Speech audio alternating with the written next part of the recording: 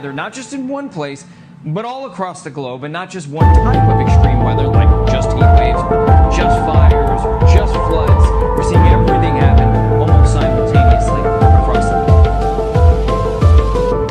Well, as we mentioned, fires are burning in the West. The smoke has impacted air quality across the country. Explain more about how heat waves and droughts are impacting fires and what we can expect in the years to come. So in just about every case this season, when we've seen a heat wave, it's been followed by bad wildfires. We saw that in British Columbia, right? That Pacific Northwest heat wave that even in today's warmer climate is a 1 in 1,000 year event.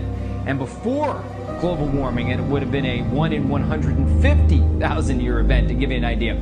Well, right after that, remember the town of Lytton, I think it was called, in Canada, Lytton had high temperatures that broke records 3 days in a row, and then on the fourth day they had a fire that was so big that 90% of the town burned.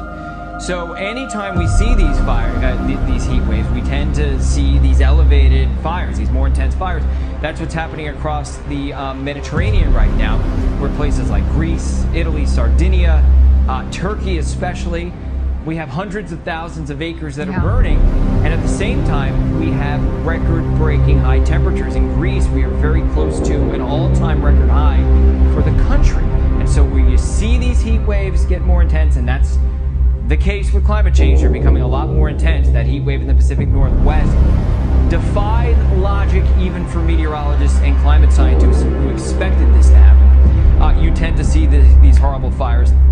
We're seeing it in British Columbia, and that smoke is making its way across the United States, especially when the wind blows in that direction, and we're seeing it all across Siberia right now.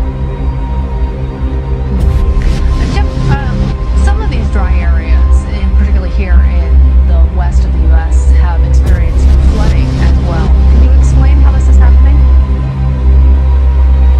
Yeah, so a warmer atmosphere, so climate change tends to intensify the water cycle. So we're seeing this drought in the West, which is the worst we've seen in generations, if not thousands of years across the West.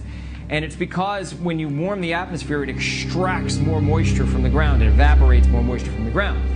At the same standpoint, when you tend to have weather systems that kind of bring together or congregate moisture, there is just simply more moisture available in the atmosphere. Because remember, more of that moisture evaporated from the soil, right? So you tend to have heavier downpours. So now we have a monsoon. Last year we had a non-soon. There was barely any rain in last year's monsoon in the desert southwest of the United States. This year it's one of the worst I've ever seen.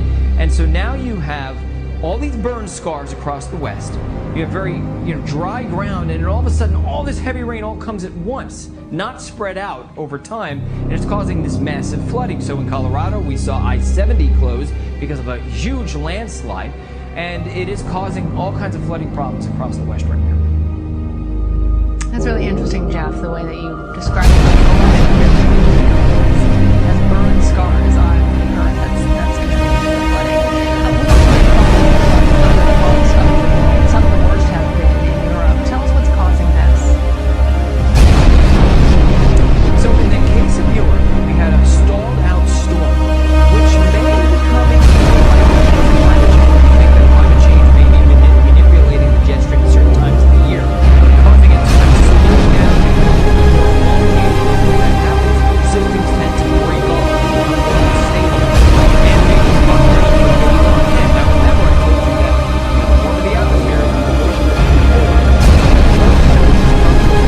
is by 6-7 years because of the initial climate change update, which is something science today, and one of the newest information is.